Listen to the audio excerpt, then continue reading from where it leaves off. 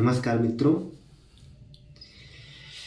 तो जैसा हम लोग जान ही रहे हैं कि आज का शाम हमारे कैलेंडर ईयर ग्रेगोरियन कैलेंडर जो होता है उसकी समाप्ति की ओर है और हम एक नए साल में प्रवेश करने जा रहे हैं हमारा।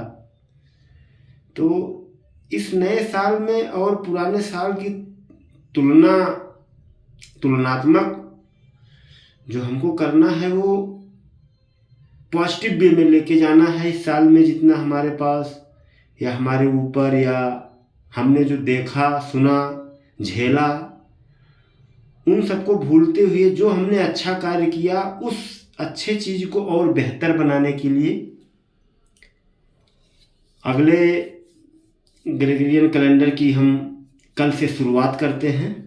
एक चुनौतीपूर्ण जीवन है, चुनौतियों से भरा है जीवन। कहते हैं एक संगीत है तो गाना पड़ेगा, जीवन एक खेल है तो उसमें खेलना पड़ेगा,